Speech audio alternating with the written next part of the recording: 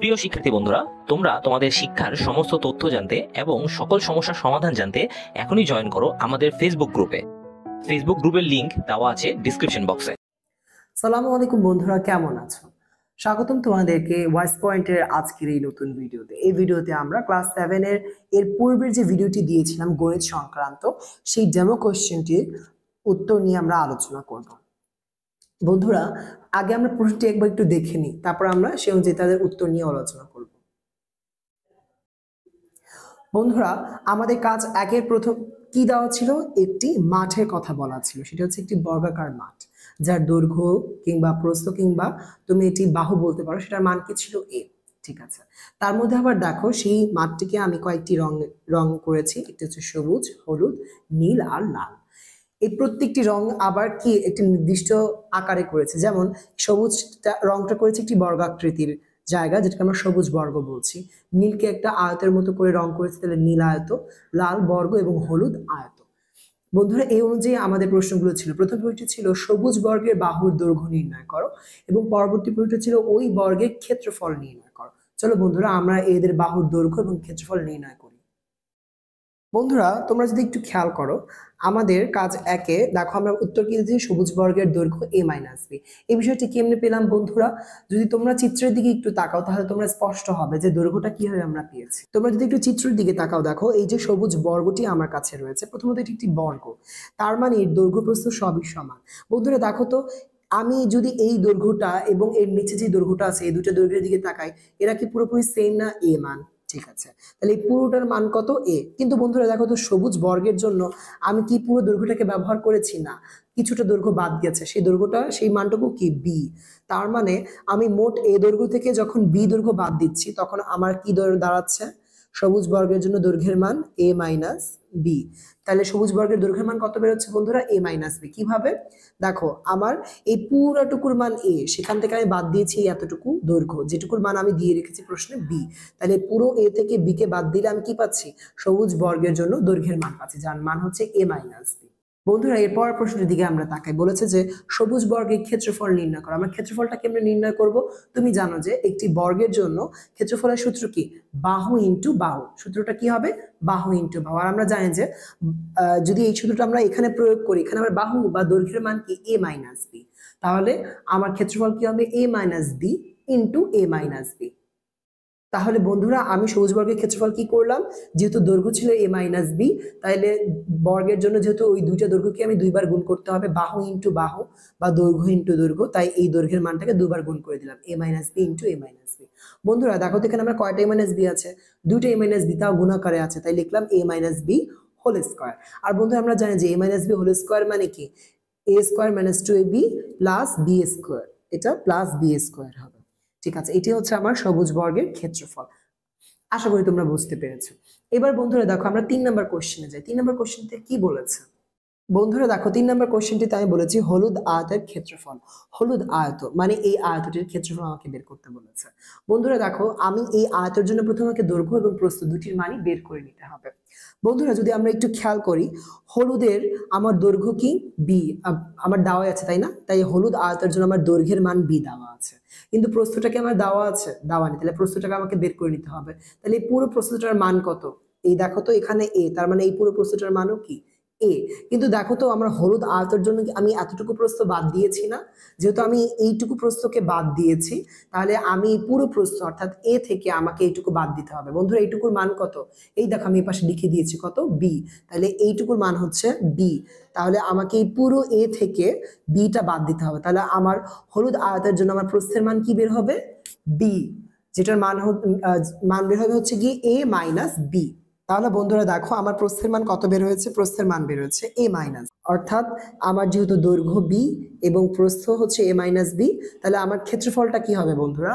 হলুদ আয়তের ক্ষেত্রফলটি হবে। তাহলে বন্ধুরা, আমরা ক্ষেত্রফলটি কি পাচ্ছি? ক্ষেত্রফলটি পাচ্ছি দৈর্ঘ্য ইন্টু প্রস্থ। দৈর্ঘ্যের মান হচ্ছে বি আর প্রস্থের মান এ মাইনাস বি। গুণ করলে কি হয়? বি ইন্টু এ মানে A B, R B into minus B মানে মাইনাস বি স্কোয়ার। তাহলে A B minus B square, এটি হচ্ছে আমরা হলুদ আয়তের জন্য ক্ষেত্রফল।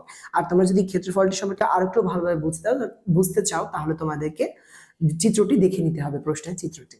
চলো বন্ধুরা, আমরা আমাদের ঘ নাম্বার প্রশ্নে চলে যাই। ঘ নাম্বার প্রশ্ন আমাদেরকে কি বলেছিল?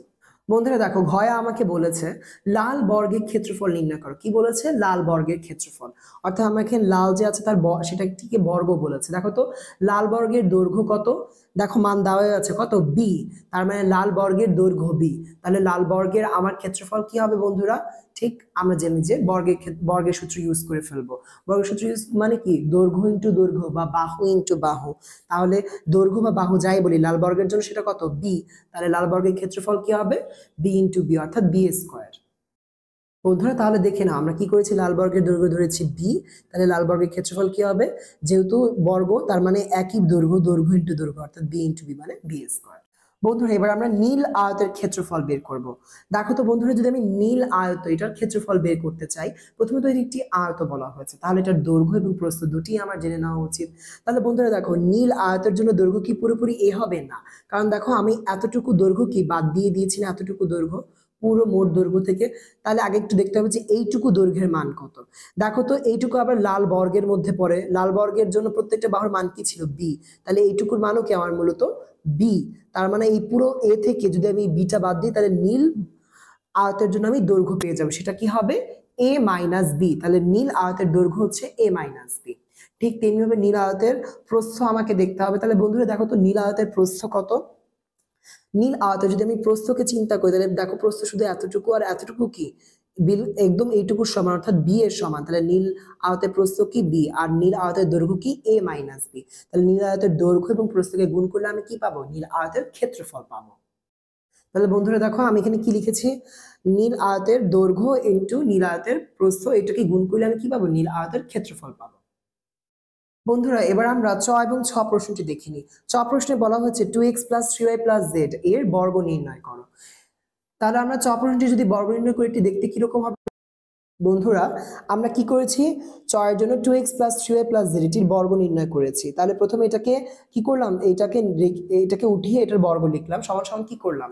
বন্ধুরা দেখো, আমি কিন্তু এই বর্গটিকে দুটি ভাবে করতে পারি। একটি হচ্ছে a + b + c whole square সূত্র দিয়ে, আরেকটি হচ্ছে এই তিনটা উপাদানের মধ্যে যে কোনো দুটো উপাদানকে একটি উপাদান হিসেবে ধরে। তাহলে দেখো আমি 2x + 3y কে একসাথে রেখেছি, আর প্লাস z। বন্ধু একটু জিনিস খেয়াল করো তো, এখন এটা পুরোটাকে a হিসেবে এবং পুরোটাকে এই জেডটাকে b হিসেবে কাজ করছে না।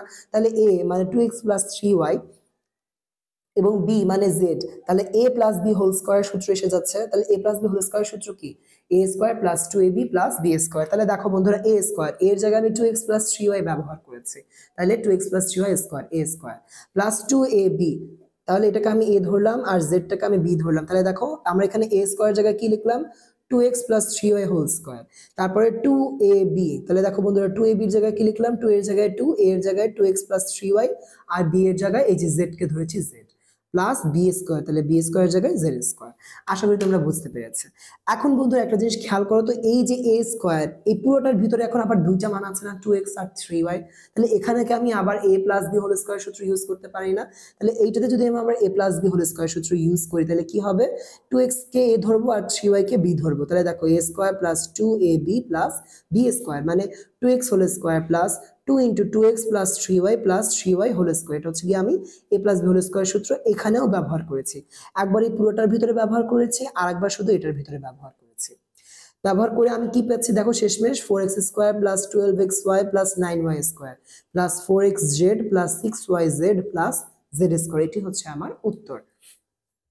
বন্ধুরা এবার 6 নম্বর প্রশ্নটির দিকে তাকো। আর 6 নম্বর প্রশ্নে আমরা কি চেয়েছিলাম বন্ধুরা, 6 নম্বর কোশ্চেনে আমরা 3 a to the power -5 ও b কিউব এবং হোল কিউব এটি সরল বের করতে বলেছিলাম। চলো দেখে নিই এটা সরল বের করলে কি রূপ দাঁড়ায়। বন্ধুরা যদি তোমরা দেখো, 3³ × a to the power -5 × b cube to the power whole cube সমান আমি কি লিখেছি দেখো বন্ধুরা, আমি কি করেছি জানো, এই ব্র্যাকেটটাকে উঠিয়ে দিয়েছি। তাহলে ব্র্যাকেটটাকে উঠিয়ে দিলে কি হবে তোমরা জানো বন্ধুরা, ব্র্যাকেটটাকে উঠিয়ে দিলে আমার এই যে পাওয়ারটা আছে না, প্রত্যেকের সাথে প্রত্যেকটা উপাদানের পাওয়ারের সাথে কি হয়ে যাবে, গুণ হয়ে যাবে। তাহলে তার আগে আমরা কি করেছি একটু দেখে নাও।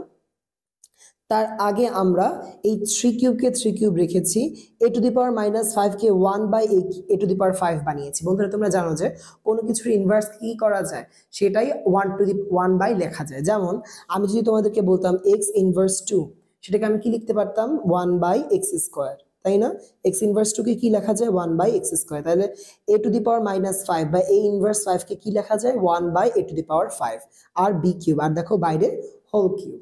এরপরে দেখো বন্ধুরা আমি কি করেছি, এখন আমি যেই মাত্র এই ফার্স্ট ব্র্যাকেট উঠাই দিলাম, এই হোল কিউবটা মানে এই পাওয়ার 3টা প্রত্যেকটা উপাদানের পাওয়ারের সাথে গুণ হয়ে যাবে। তাহলে দেখো 3 কিউব, 3 এর ওখানে পাওয়ার 3, তাহলে পাওয়ার 3 এর সাথে আবার 3 গুণ হয়ে গেছে। আবার 1/a টু দি পাওয়ার 5, তাহলে নিচে 5 আছে না, এই 5 এর সাথে কি হয়ে গেছে পাওয়ার 3 গুণ হয়ে গেছে। আবার b কিউব, b এর উপরে যে 3 আছে, এই 3 এর সাথে পাওয়ার 3 গুণ হয়ে গেছে। ওই কি হচ্ছে দেখো, 3 আর 3 গুণ করলে কি হয় 3 3 9, তাহলে 3 টু দি পাওয়ার 9। এবং এখানে দেখো এই 3টা যখন এই 5 এর সাথে গুণ হচ্ছে কি হচ্ছে 3 5 15, আর 3 আর 3 গুণ হয়ে আবার 9 হচ্ছে, অর্থাৎ b টু দি পাওয়ার 9। এই পুরোটাকে আবার দেখো কি করা যায়, এই 1 এর সাথে 3 টু দি পাওয়ার 9 আর b টু দি পাওয়ার 9 কে গুণ করা যায়। আমি গুণ করলাম, গুণ করে কি হয় 3 to the power 9 into b to the power 9, আর নিচে কি থাকে a টু দি পাওয়ার 15। আশা করি তোমরা বুঝেছো। বন্ধুরা এখন আমরা কাজ নাম্বার 2 দেখব। কাজ নাম্বার 2 কি বলা আছে বন্ধুরা দেখো, আমার একটি বর্গাকৃতির পুকুরের কথা বলা আছে, তাই না? এই পুকুরটির আমার দৈর্ঘ্য কত x মিটার। বর্গাকৃতি যেহেতু, তার মানে দৈর্ঘ্য x, প্রস্থ x, বাহু x, তুমি যেভাবেই নামকরণ করো। তাহলে এই পুকুরটির আমার দৈর্ঘ্য কত x মিটার, তাহলে দৈর্ঘ্য হচ্ছে আমার x মিটার। এখন বন্ধুরা দেখো আমার পুকুরের ক্ষেত্রফল নির্ণয় করতে বলেছে। তোমরা জানো যে ক্ষেত্রফল কেমনে নির্ণয় করা হয়। পুকুরের ক্ষেত্রফল নির্ণয় করার সূত্র হচ্ছে, যেহেতু পুকুরটি বর্গাকৃতি তাহলে বর্গের ক্ষেত্রফলের সূত্র, অর্থাৎ বাহু ইন্টু বাহু বা দৈর্ঘ্য ইন্টু দৈর্ঘ্য। তাহলে ক্ষেত্রফলের সূত্র কি হবে এখানে, দৈর্ঘ্য ইন্টু দৈর্ঘ্য, যেখানে আমার দৈর্ঘ্যের মান কি x। তাহলে চলো বন্ধুরা আমি দেখে নিই যে এই দৈর্ঘ্যের জায়গায় x বসলে আমাদের রেজাল্টটা কি রূপ দাঁড়াবে। বন্ধুরা দেখো আমি পুকুরের দৈর্ঘ্য জানি x, এবং পুকুরের তাহলে ক্ষেত্রফল কি হবে x ইন্টু x, যেটা আমি তোমাকে বলেছি যেহেতু পুকুরটা বর্গাকার, তাহলে x ইন্টু x মানে কি x² বর্গ মিটার। বন্ধু এবার চলো আমরা দ্বিতীয় ক্ষেত্রে দেখি। দ্বিতীয় প্রশ্নটি কি ছিল বন্ধুরা, দেখো দ্বিতীয় প্রশ্নটি ছিল পুকুরের দৈর্ঘ্য 3 মিটার বাড়ালে ক্ষেত্রফল কত। বন্ধুরা একটা জিনিস খেয়াল করো, আমি শুধুমাত্র দৈর্ঘ্যকে 3 মিটার বাড়াচ্ছি। কি করছি, দৈর্ঘ্যকে 3 মিটার বাড়াচ্ছি, প্রস্থকে কিন্তু আমি চেঞ্জ করছি না। যেহেতু আমি শুধুমাত্র দৈর্ঘ্যকে 3 মিটার বাড়াচ্ছি, তাহলে আমার নতুন দৈর্ঘ্য কি হবে, নতুন দৈর্ঘ্য হবে এখানে x প্লাস 3 মিটার। তাহলে আমার নতুন দৈর্ঘ্য কি এখানে x প্লাস 3, আর প্রস্থ কি আগের মতোই x বসে যাবে। এখন বন্ধুরা একটু খেয়াল করো তো, আমি যদি এখানে দৈর্ঘ্য বাড়াই, দৈর্ঘ্য আগে x ছিল এখন x প্লাস 3, তাহলে এটা কি আকৃতি হয় বন্ধুরা, আমি যদি তোমাদেরকে চিত্র এঁকে দেখাই, এটি মূলত এটি একটি আয়তাকৃতি হয়। আগে যেখানে x মিটার ছিল এটা এখন কি হয়ে গেছে 3 মিটার বেশি হয়ে গেছে। তাহলে এটার দৈর্ঘ্য কি x প্লাস 3, যেখানে প্রস্থ কি x। তাহলে আমার দৈর্ঘ্য হচ্ছে x প্লাস 3, প্রস্থ x, এবং এটা একটি আয়তাকৃতি। তাহলে আমি এটাকে কি বলতে পারবো, আয়তাকৃতির পুকুর। তাহলে তার ক্ষেত্রফল কি হবে, আয়তাকার পুকুরের ক্ষেত্রফল, অর্থাৎ দৈর্ঘ্য ইন্টু প্রস্থ। চলো আমরা দেখে নিই যে দৈর্ঘ্য ইন্টু প্রস্থ করলে আমরা কি পাই। বন্ধুরা দেখো আমরা যখন পুকুরের দৈর্ঘ্য 3 মিটার বাড়াচ্ছি, 3 মিটার বাড়ছে, আবার তাহলে কি হয় x প্লাস 3 মিটার। আবার ক্ষেত্রফল কি, ক্ষেত্রফল হচ্ছে গিয়ে দৈর্ঘ্য ইন্টু প্রস্থ। তাহলে দৈর্ঘ্য হচ্ছে x প্লাস 3 আর প্রস্থ কি আগের মতো x, দুটোকে গুণ করলে কি পাই x² প্লাস 3x বর্গ মিটার। আমরা তাহলে দুটোকে গুণ করলে কি পাচ্ছি x² প্লাস 3x বর্গ মিটার। কিভাবে পাচ্ছে বন্ধুরা, দেখো এই x এর সাথে x গুণ হচ্ছে x², আর x এর সাথে 3 গুণ হয়ে 3x প্লাস 3x। চলো বন্ধুরা আমরা এরপরে গ নাম্বার কোশ্চেনটা দেখি। বন্ধুরা তোমরা যদি গ নাম্বার প্রশ্নের দিকে তাকাও, গ নাম্বার প্রশ্নে কি বলা হয়েছে, বাড়ানো দৈর্ঘ্য সহ প্রস্থ 2 মিটার বাড়ালে ক্ষেত্রফল কত হবে। অর্থাৎ বন্ধুরা এখন আমাকে কি করতে বলেছে, বলেছে যে ধরো আমি পুকুরটাকে, এই বর্গাকৃতির পুকুরটাকে আমি যেহেতু দৈর্ঘ্য 3 মিটার মানে বাড়িয়েছিলাম, সেই 3 মিটার বাড়ানো অবস্থায় আমি যদি প্রস্থকে আরো 2 মিটার বাড়াই, তাহলে ক্ষেত্রফল কি হবে। বন্ধুরা আমরা যদি এরকম একটা চিত্র আঁকি যে আমার পুকুরটা কি x বর্গ মিটারের, তাই না? এখন আমি কি করেছি, দৈর্ঘ্য বরাবর 3 মিটার বাড়িয়েছি, তাই না? কিন্তু আমি প্রস্থ বরাবরও কি আমি 2 মিটার যদি বাড়াই তাহলে কি হবে, তাহলে প্রস্থ বরাবর যদি আমি 2 মিটার বাড়াই, তাহলে দেখো এখন পুকুরটি দেখতে কিরূপ হবে, পুকুরটি কিন্তু দেখতে এরকম হবে, তাই না? যেখানে এই পুরো পুকুরটি আমি দৈর্ঘ্য বরাবর 3 মিটার বাড়িয়েছি আর প্রস্থ বরাবর 2 মিটার করে বাড়িয়েছি। তাহলে আমার নতুন দৈর্ঘ্য হচ্ছে আগের মতো x প্লাস 3, কিন্তু নতুন প্রস্থ কি x প্লাস 2। এখন আমার ক্ষেত্রফল কত, এটা কিন্তু আগের মতোই আয়তাকার একটা পুকুর। তাহলে আয়তাকার পুকুরের ক্ষেত্রফল কি সূত্র, দৈর্ঘ্য ইন্টু প্রস্থের সূত্র ব্যবহার করব। বন্ধুরা দেখো আমি যদি এই পুকুরের প্রস্থ x, আমার তাহলে পুকুরের দৈর্ঘ্য কি x প্লাস 3, আমার পুকুরের প্রস্থ কি হবে x প্লাস 2। আর তাহলে আমার নতুন প্রস্থ কি x+2 আর নতুন দৈর্ঘ্য হচ্ছে গিয়ে x+3। বন্ধুরা যদি তোমরা পুকুরের ক্ষেত্রফল দেখো তাহলে ক্ষেত্রফলে কি পাবে, নতুন দৈর্ঘ্য আর নতুন প্রস্থ এই দুটোকে গুণ করলে কি পাবো, আমি নতুন পুকুরের ক্ষেত্রফল পাবো। তাহলে দেখি আমার নতুন দৈর্ঘ্য হচ্ছে গিয়ে x+3 এবং প্রস্থ কি, যেহেতু 2 মিটার বাড়িয়েছে x+2, গুণ করো x+3 ইন্টু x+2, তাহলে কি হয় x into x square, x into 2 2x, আবার 3 into x 3x, 3 into 2 plus 6। আর দেখো এই 3x আর 2x কে যোগ করলে কি হয় 5x, তাহলে রেজাল্ট হয় x square plus 5x plus 6 বর্গমিটার। এটাই হচ্ছে গিয়ে আমার গয়ের উত্তর। বন্ধুরা আমরা এবার ঘ নম্বর প্রশ্নে যাব। ঘ নম্বর প্রশ্নে কি বলেছে, উক্ত পুকুরের প্রস্থ 4 মিটার বাড়লে ক্ষেত্রফল কত। বন্ধুরা উক্ত পুকুর বলতে কিন্তু সেই আগের পুকুরটির কথাই আমি বলেছি, সেই যে বর্গাকৃতির এক্স বাহু বিশিষ্ট পুকুরের কথা। তাহলে সেই পুকুরের প্রস্থ যদি আমি 4 মিটার বাড়াই তাহলে এখন ক্ষেত্রফল কি হবে। বন্ধুরা যদি আমি প্রস্থ 4 মিটার বাড়াই তাহলে দেখতে পুকুরটি কিরকম হবে, কাইন্ড অফ এরকম হবে না, যেখানে আমার প্রস্থ এখন কয় মিটার বাড়াবো, 4 মিটার বাড়াবো, তাই না। বন্ধুরা দেখো তাহলে আমার আগে থেকেই দৈর্ঘ্য ছিল x, এখনো x, কিন্তু প্রস্থ কি হচ্ছে 4 মিটার বেড়েছে, তাহলে x+4, তাহলে দৈর্ঘ্য x প্রস্থ x+4। যদি এরূপ হয় তাহলে আমার ক্ষেত্রফল কি দাঁড়াবে আমরা একটু দেখে নিই। আমার প্রস্থ হচ্ছে x+4 এবং আমার দৈর্ঘ্য হচ্ছে x, তাহলে এই দুটোকে আমি যদি গুণ করি আমার কি দাঁড়াচ্ছে, x ইন্টু x গুণ করলে হয় x স্কোয়ার, আর x ইন্টু 4 গুণ করলে হয় কি প্লাস 4x। তাহলে বন্ধুরা আমাদের এই পুকুরের ক্ষেত্রফল কত বের হলো, x ইন্টু x+4, অর্থাৎ x স্কোয়ার প্লাস 4x বর্গমিটার। চলো বন্ধুরা এবার ও নাম্বার প্রশ্নটি দেখে নিই। বন্ধুরা ও নাম্বার প্রশ্নে কি বলেছে, বাড়ানো প্রস্থ সহ দৈর্ঘ্য 5 মিটার কমালে ক্ষেত্রফল কত হবে। অর্থাৎ এখানে বন্ধুরা আমার চিত্রটি এখন কিরূপ দাঁড়াবে, তাহলে বন্ধুরা দেখো আমার যেহেতু পুকুরের দৈর্ঘ্য 5 মিটার কমেছে তাহলে নতুন দৈর্ঘ্য কি হবে x-5 মিটার, তাই না। পুকুরের দৈর্ঘ্য 5 মিটার কমে এটা কি হচ্ছে x-5 মিটার, এবং পুকুরের প্রস্থ আমার আগের যে প্রস্থটি ছিল অর্থাৎ x+4 মিটার সেটি। তাহলে পুকুরের ক্ষেত্রফল কি হবে, পুকুরটি যেহেতু একটি আয়তাকার পুকুর, এইটা ইন্টু এটা দৈর্ঘ্য ইন্টু প্রস্থ, তাহলে কত হয় x-5 ইন্টু x+4। দেখো x ইন্টু x করলে হয় x স্কোয়ার, x ইন্টু 4 করলে হয় plus 4x, -5 into x -5x, আর -5 ইন্টু 4 -20। সর্বসাকল্যে আমাদের দাঁড়ায় x square minus x minus 20 বর্গমিটার। আশা করি তোমরা বুঝতে পেরেছো।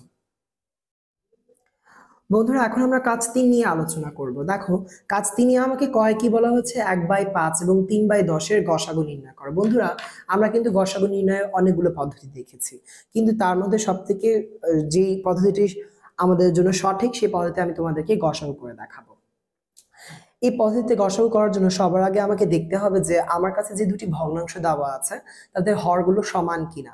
যেহেতু সমান নরমালি সমান থাকবে না, তাহলে তোমাকে কি করতে হবে, সমহর বিশিষ্ট বানাতে হবে। তার জন্য আগে কি করব, আমরা এই ভগ্নাংশ দুটির লবের হরের লসাগু করব। তাহলে দেখো হর এখানে কি আছে 5 আর 10, তাহলে 5 ও 10 এর লসাগু কত 10। এখন এই লসাগু যেহেতু 10 পেয়েছি তাহলে আমাকে কি করতে হবে, এই দুটি ভগ্নাংশের হরকে 10 বানাতে হবে। বন্ধুরা দেখো আমি যদি এই দুটি ভগ্নাংশের হরকে 10 বানাতে চাই, যেমন 1/5 এই ভগ্নাংশকে যদি আমি হর 10 বানাতে চাই তাহলে হরে 5 এর সাথে 2 দিয়ে গুণ করতে হবে।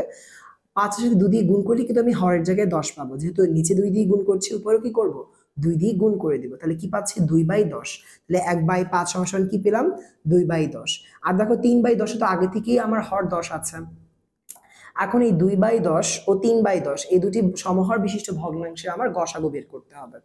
বের করার জন্য কি করব, এই দুটি হরের আমার যে লব আছে না এই লবগুলোর গসাগু বের করবে। দেখো তো 2 এবং 3 এদের যদি আমি গসাগু করি আমি কত পাই 1। তার মানে 1/5 ও 3/10 এর গসাগু হচ্ছে আমার, যেহেতু এই লবের গসাগু 1 পেয়েছে সেই গসাগুর মানটা এখানে বসাবো, আর হরের লসাগু 10 পেয়েছি সেই লসাগুর মানটা নিচে বসাবো, তাহলে আমি কি পাবো ওই দুটি ভগ্নাংশের গসাগু পাবো। বন্ধুরা এবার খ নাম্বারের দিকে তাকাও। খ নাম্বারে আমি কি বলেছি, খ নাম্বারে আমি তোমাকে তিনটি ভগ্নাংশ দিয়েছি, দিয়ে বলেছি যে এই ভগ্নাংশগুলোর আমাকে সমহর বিশিষ্ট ভগ্নাংশ বানিয়ে দাও এই তিনটি ভগ্নাংশকে। তাহলে আমি কি করলাম 3/5, 4/7 এবং 2/9 এই তিনটি ভগ্নাংশকে সমহর বিশিষ্ট বানানোর জন্য প্রথমে এই তিনটি ভগ্নাংশের হরকে লসাগু করলাম। তাহলে 5, 7, 9 এই তিনটি হরের লসাগু করলে আমি কি পাই 315। অর্থাৎ আমার হর কি হতে হবে 315। 315 হওয়ার জন্য আমার কি করা লাগবে দেখি, যেমন প্রথমে 3/5 এই ভগ্নাংশে দেখো তো আমি যদি 5 এর সাথে 63 কে গুণ করি আমি কি পাই 315। যেহেতু 5-এর সাথে 63-কে গুণ করলে 315 পাই, তাহলে 63 উপরেও গুণ করে দিতে হবে। উপরে যেহেতু আমার 3 ছিল, তাহলে 3-এর সাথে 63 গুণ করলাম, কি হলো 189। তাহলে এই 3/5 সমান কি দাঁড়ালো 189/315। ঠিক তেমনিভাবে 4/7 দিকে তাকাও। আমি দেখো তো 7-এর সাথে যদি আমি 45 গুণ করি আমি কি পাই 315। তাহলে যেহেতু 7-এর সাথে 45 গুণ করছি, ঠিক তার উপরে 4-এর সাথেও 45 গুণ করতে হবে, গুণ করে কি পাই 180। তাহলে 4/7 সমান কি হবে 180/315। এরপরে দেখো বন্ধুরা 2/9। এখন জানো বন্ধুরা 9-এর সাথে যদি আমি 35 গুণ করি আমি কি পাই 315। যেহেতু আমি 9-এর সাথে 35 গুণ করলে 315 পাই, ঠিক তাইলে আমাকে কি করতে হবে উপরেও 2-এর সাথে 35-কে গুণ করতে হবে, যার মাধ্যমে আমি 70 পাচ্ছি। তাহলে 2/9 সমান কি 70/315। তার মানে আমি 3/5, 4/7 এবং 2/9 এর ভগ্নাংশ সময়ের সমহর বিশিষ্ট ভগ্নাংশগুলো কি কি পাচ্ছে 189/315, 180/315 আর 70/315। আশা করি তোমরা খ বুঝতে পেরেছো। এবার বন্ধুরা গয়ের দিকে তাকাও। গয়ে তোমাকে কি বলা আছে 3টি ভগ্নাংশ দেওয়া আছে এবং তাদের লসাগু বের করতে বলেছে। তাহলে ভগ্নাংশগুলোর লসাগু বের করার জন্য কি করতে হবে, প্রথমে তাদের হরগুলোকে সমহর বিশিষ্ট বানাতে হবে।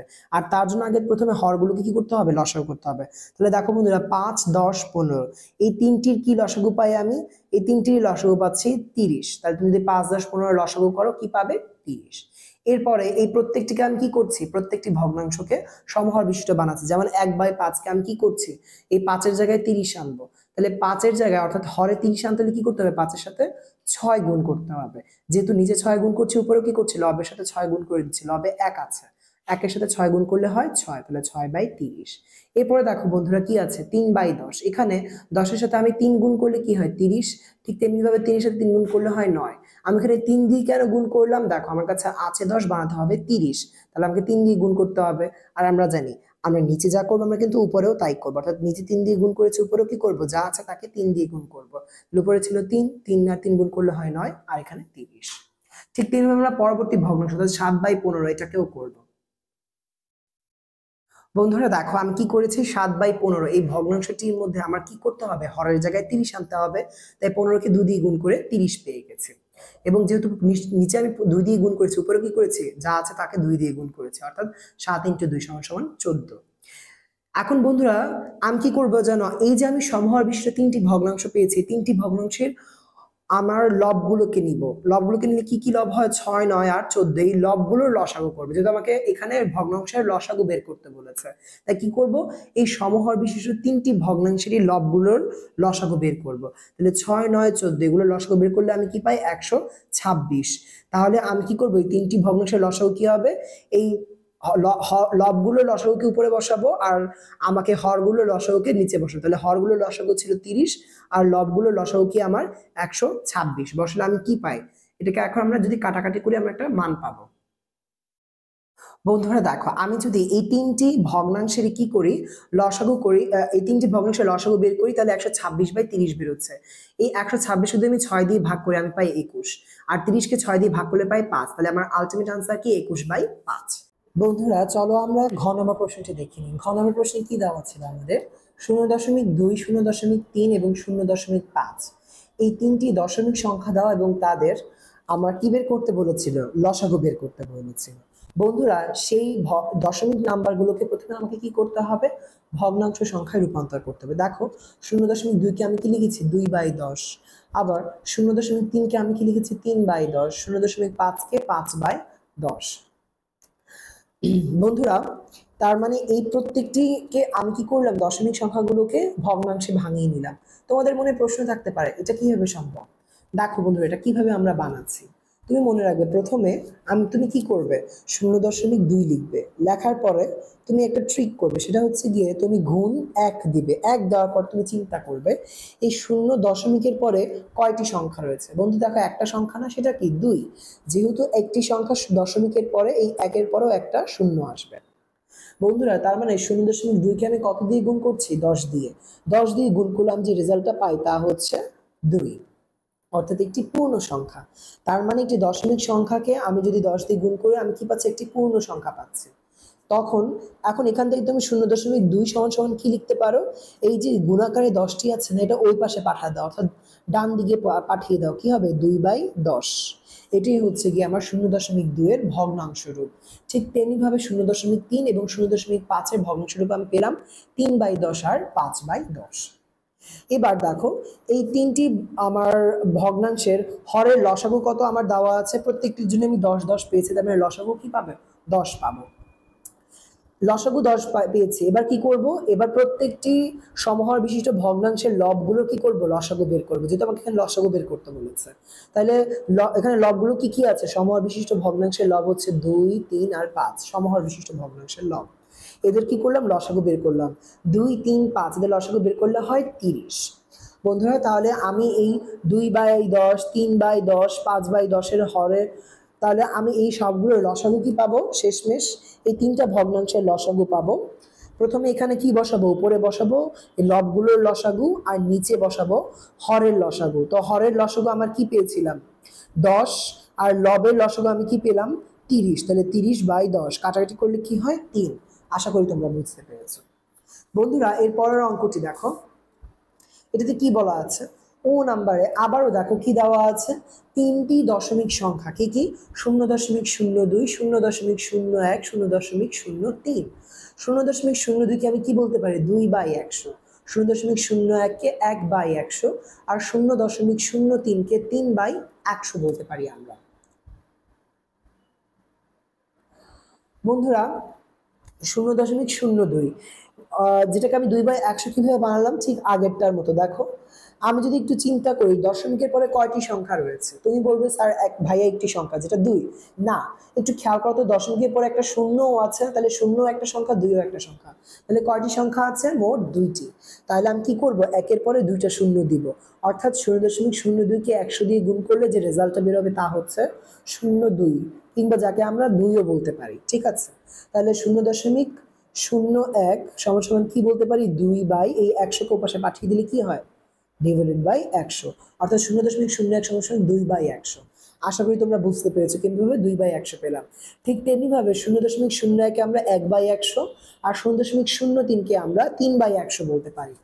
বন্ধুরা তার এই সমহর বিশিষ্ট ভগ্নাংশগুলো কি কি? একটা হচ্ছে 2/100, আর একটা হচ্ছে 1/100, আর একটা হচ্ছে 3/100।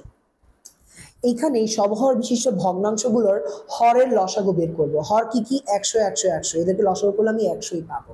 এবং উপরে যে আমার লবগুলো রয়েছে 2, 1 আর 3, এই লবগুলোর গসাগু বের করব। গসাগু বের করলে কি হয়? 2, 1, 3 এর গসাগু হয় 1। তাহলে 2/100, 1/100 এবং 3/100 এর গসাগু কি হবে? এই লবের গসাগুটা উপরে চলে যাবে, আর হরের লসাগুগুলো কি হবে? নিচে চলে আসবে। তাহলে হরের লসাগু নিচে চলে এসেছে, আর লবের গসাগু উপরে চলে এসেছে। এটাই হচ্ছে গিয়ে আমার এই তিনটা সমহর বিশিষ্ট ভগ্নাংশের গসাগু। আশা করি বন্ধুরা বুঝতে পেরেছো যে কিভাবে দশমিক সংখ্যাগুলোর তোমরা গসাগু বের করতে পারবে। বন্ধুরা এবার আমরা কাজ 4 দেখব। বন্ধুরা তোমরা কাজ 4 লক্ষ্য করো। কাজ 4-এ আমি কি বলেছি? 15, আমি তোমাদের প্রশ্নটা তোমাদের নিশ্চয়ই দেখে নিয়েছিলে এর আগের ভিডিওতে, আর যদি দেখে না থাকো তাহলে আমার আগের ভিডিওটিকে একবার দেখে নিও। আমার আগের ভিডিওতে আমি বলেছিলাম যে চট্টগ্রামের মিরসরাই অঞ্চলে একটি রোগী আক্রান্ত হয় করোনায়, অর্থাৎ সর্বপ্রথম যে রোগীটি করোনায় আক্রান্ত হয় সে 15 জুলাই আক্রান্ত হয়। এবং পরবর্তীতে বলেছিলাম যে প্রত্যেকটি রোগী হতে, অর্থাৎ একজন হতে 2জনের ভিতরে করোনা ভাইরাস ছড়ায়। আমি প্রথম প্রশ্নটি বলেছিলাম যে 16 জুলাই কয়জন রোগী করোনায় আক্রান্ত হবে? তাহলে বন্ধুরা দেখো, যেহেতু আমার 15 জুলাই একজন রোগী করোনা আক্রান্ত হয়, তাহলে 16 জুলাই কি হবে? ওই একজন থেকে 2জন রোগী হবে। তাহলে 16 জুলাই করোনায় আক্রান্ত হয় একজন থেকে 2জন, টু দি পাওয়ার 1জন, যেটাকে আমরা 2জন বলতে পারি। অর্থাৎ 16 জুলাই আমার করোনা আক্রান্ত হচ্ছে 2জন। বন্ধুরা এর পরের প্রশ্নটি আমি বলেছিলাম 30শে জুলাই করোনায় কতজন রোগী আক্রান্ত হয়? আমি কি বলেছিলাম? 30শে জুলাই করোনায় কতজন রোগী আক্রান্ত হয়? তাহলে 30শে জুলাই আক্রান্ত হবে, আগে আমি দেখে নিই যে 15 থেকে 30 জুলাই কতদিন হয়, অর্থাৎ 15 দিন। তাহলে আমার কতদিন পর আক্রান্ত হচ্ছে রোগীর সংখ্যা আমি বের করছি, 15 দিন পর রোগীর সংখ্যা বের করছি। বন্ধুরা দেখো, প্রথম দিন আক্রান্ত হয় 2জন, অর্থাৎ 15 তারিখের পর 16 দিন, 16 তারিখ, এভাবে ঠিক পরের দিনগুলোতে আমার আক্রান্তের সংখ্যা বেড়ে যাবে না দ্বিগুণ করে? তাহলে 15 দিন পর আক্রান্তের রোগী কি হবে? 2 to the power 15। বন্ধুরা এটা আমি কিভাবে বের করেছি বন্ধুরা যদি একটু খেয়াল করো। ধরো এই প্রথম রোগী, সেখান থেকে কয়জন রোগী আক্রান্ত হয়? 2 জন। 2 জন থেকে কয়জন আক্রান্ত হচ্ছে? আরো 2 জন করে, তাই না? তাহলে মোট 4 জন রোগী আক্রান্ত হচ্ছে। দেখো প্রথমে একজন, একজন থেকে 2 জন, 2 জন থেকে 4 জন, এবার 4 জন থেকে কয়জন আক্রান্ত হবে? 8 জন রোগী আক্রান্ত হবে। বন্ধুরা আমরা যদি এই ধারাটার দিকে খেয়াল করি তাহলে মোট কতজন রোগী আক্রান্ত হয় জানো তোমরা? মোট হয়, দেখো তাহলে আমার প্রথম দিন আক্রান্ত হচ্ছে কয়জন? প্রথম দিন 2 জন, মানে প্রথম দিন বলতে 15 জুলাই পরে 16 তারিখ, কয়জন? 2 জন। দ্বিতীয় দিন আক্রান্ত হচ্ছে 4 জন। তৃতীয় দিন আক্রান্ত হচ্ছে 8 জন, তাই না? সেই এক থেকে প্রথম দিন 2 জন, দ্বিতীয় দিন 4 জন, তৃতীয় দিন 8 জন। বন্ধুরা একটা জিনিস খেয়াল করেছো, যদি আমি একটা প্যাটার্ন খেয়াল করি, 2 কে আমি টু দি পাওয়ার 1 লিখতে পারি, 4 কে আমি টু দি পাওয়ার 2 লিখতে পারি, আর 8 কে টু দি পাওয়ার 3 লিখতে পারি। তার মানে প্রত্যেকটি দিনে কতজন আক্রান্ত হবে সেটি কিভাবে পাচ্ছি আমি? টু দি পাওয়ার তত দিন সংখ্যক, অর্থাৎ n তম দিনে আক্রান্ত হবে টু দি পাওয়ার n সংখ্যক মানুষ। ঠিক আছে? কেন বলো তো বন্ধুরা? যেমন 3 দিনে আক্রান্ত হয় টু টু দি পাওয়ার 3 সংখ্যক মানুষ, 2 দিনে টু টু দি পাওয়ার 2, প্রথম দিনে টু টু দি পাওয়ার 1, তার মানে n তম দিনে কি হবে? Two to the power n সংখ্যক মানুষ আক্রান্ত হবে। তাহলে আমি কি করেছি দেখো, 30 জুলাই তাহলে কতজন মানুষ আক্রান্ত হবে? 30 জুলাই হচ্ছে 15 তারিখের পর থেকে 15তম দিন। তাহলে 15 তারিখ থেকে আমি 30 বিয়োগ দিলে কি পাই? 15 দিন, অর্থাৎ 15 দিন পর কতজন আক্রান্ত হবে আমি সেটা বের করব। তাহলে দেখো n তম দিনে যেহেতু আক্রান্ত হয় two to the power n সংখ্যক মানুষ, তাহলে 15 দিন পর আক্রান্ত হবে টু টু দি পাওয়ার 15 জন সংখ্যক মানুষ, যেটাকে তোমরা যদি ক্যালকুলেটরে বসাও 2 এর উপরে পাওয়ার 15, তাহলে তুমি পাবে কি? 32,768 জন মানুষ। বন্ধুরা গয়ে আমি কি বলেছিলাম? গয়ে বলেছিলাম যে ক্ষয়ে তুমি যে সংখ্যাটি পাচ্ছ সেই সংখ্যাটিকে 2 এর আকারে ভাগ করে দেখাও। কি করতে বলেছি? 2 এর আকারে ভাগ করতে বলেছি। তাহলে বন্ধুরা আমি কি করেছি দেখো, এই 32,768 এটাকে আমি কি করেছি? 2 আকারে দেখিয়েছি, অর্থাৎ টু টু দি পাওয়ার 15 বা 15 আমি জানি, কারণ 2 এর উপরে পাওয়ার 15 হওয়া মানে কি? 32,768 হওয়া। আর 2 এর উপরে পাওয়ার 15 এই কথাটার মানে কি বন্ধুরা? 15টা 2 গুণাকারে আছে। তাই আমাকে যখন বলবে এই সংখ্যাটিকে 2 এর ভাগাকারে প্রকাশ করো, তখন আমি কি করব? আমাকে দেখতে হবে যে এটাকে টু টু দি পাওয়ার কত বলা যায়। যেহেতু এটাকে টু টু দি পাওয়ার 15 বলা যায়, তার মানে 15টা 2 একসাথে গুণাকারে থাকবে। বন্ধুরা এখানে দেখো আমার কিন্তু 15টা 2 একসাথে গুণাকারে আছে। 1 2 3 4 5 6 7 8 9 10 11 12 13 14 15, 15টা 2 একসাথে গুণাকারে আছে। বন্ধুরা এবার দেখো ঘয়ে আমি কি বলেছি? ঘয়ে আমি বলেছিলাম যে 1,38,576 জন মানুষ করোনা আক্রান্ত হতে কত দিন সময় লাগবে এবং সেই সময়টি কোন দিন হবে, অর্থাৎ তারিখ কত হবে। বন্ধুরা দেখো আমরা কি জানি, একটু আগে এখান থেকে জানতে পেরেছি যে n তম দিনে আক্রান্ত হয় কতজন মানুষ? Two to the power n সংখ্যক মানুষ। তাহলে 1,38,576 জন মানুষকে আমি কি লিখতে পারি? টু টু দি পাওয়ার 20 লিখতে পারি। মানে এটাকে যদি তুমি two to the power something বের করো কি পাবে? ক্যালকুলেটরে বসালে টু টু দি পাওয়ার 20 পাবে। তার মানে এতজন মানুষ হচ্ছে টু দি পাওয়ার 20 জন মানুষ। তাহলে আমরা কি জানি? টু দি পাওয়ার 2n সংখ্যক, টু দি পাওয়ার n সংখ্যক মানুষ আক্রান্ত হয় n তম দিনে। তাহলে টু দি পাওয়ার 20 জন মানুষ আক্রান্ত হতে সময় লাগে 20তম দিন। দেখো আমি উপরে কিন্তু এই জিনিসটাই লিখেছি, টু দি পাওয়ার n সংখ্যক মানুষ আক্রান্ত হতে সময় লাগে n তম দিন, তাহলে টু দি পাওয়ার 20 সংখ্যক মানুষ আক্রান্ত হতে সময় লাগে 20তম দিন। সুতরাং 20 দিন পরে আমার কি হবে? এই 1,38,576 জন মানুষ করোনায় আক্রান্ত হবে। বন্ধুরা আরেকটা জিনিস উল্লেখ্য, সেটা কি? যেহেতু আমি 20 দিন বের করেছি, আমি কি তারিখটা বের করেছি? বের করিনি। আমার প্রথম যে আক্রান্ত হয় কততম তারিখে বন্ধুরা মনে আছে? 15ই জুলাই। তারপরে যদি আমি ধীরে ধীরে দেখি, পরের দিন 2 জন করে আক্রান্ত হয় এবং তারপরে দ্বিগুণ করে আক্রান্ত হয়। তার মানে আমি যদি হিসাব করি 15 থেকে আমি যদি হিসাব করি 20 দিন, তাহলে কত হয়? 15 যোগ 20 আমার কত বের হবে? 35। মানে প্রথম মাসটা যাবে, তারপরে আরো পরের মাসে 5তম দিন। কিন্তু বন্ধুরা একটা জিনিস খেয়াল করেছো? আর জুলাই মাসটা কিন্তু 31 মাস। আমার কি 15 জুলাই প্রথম একজন আক্রান্ত হয় না? তাহলে জুলাই মাসটা কিন্তু আমার কিসের মাস? 31 মাস। তাহলে আমার এই 20 থেকে আমার কতদিন বাদ যাবে? মূলত 15 দিন না 16 দিন বাদ যাবে। থাকবে আর কত 4 দিন, অর্থাৎ 4ই আগস্ট। অর্থাৎ আমার 20 দিন পর তারিখটা কি হবে? 4ই আগস্ট। আশা করি তোমরা বুঝতে পেরেছো। বন্ধুরা, এগুলো ছিল ডেমো কোশ্চেন, ডেমো উত্তর। এই উত্তরগুলো তোমরা যত ট্রাই করবে তোমাদের সামনে পরীক্ষায় ভালো রেজাল্ট করার সম্ভাবনা তত বেশি হবে, তত তোমরা অঙ্কের ভাবধারাগুলো, প্যাটার্নগুলো বুঝতে পারবে। আর তোমরা এটাও ভেবো না যে এটা নকল প্রশ্ন কিনা কিংবা আসল প্রশ্ন কিনা। তোমাদের আসল প্রশ্নগুলো আমরা দিয়ে দেবো, এই আসল প্রশ্নের মূলত আনসারগুলো আমরা দিয়ে দেবো পরীক্ষার আগের দিন রাত্রেবেলায়। তোমরা আমাদের সাথে থাকো, আমাদের ইউটিউব চ্যানেলের ভিডিওগুলো দেখো, সাবস্ক্রাইব করো, লাইক করো এবং শেয়ার করো, এবং নিশ্চিন্ত থাকো যে পরবর্তীতে তোমাদের যে প্রশ্নগুলো আসবে সেই সংক্রান্ত সমাধানের ভিডিও তোমরা পেয়ে যাবে। তোমাদের পরবর্তী প্রশ্ন, যে রিয়েল প্রশ্নটা আছে সেই প্রশ্নের সমাধান তোমরা পেয়ে যাবে।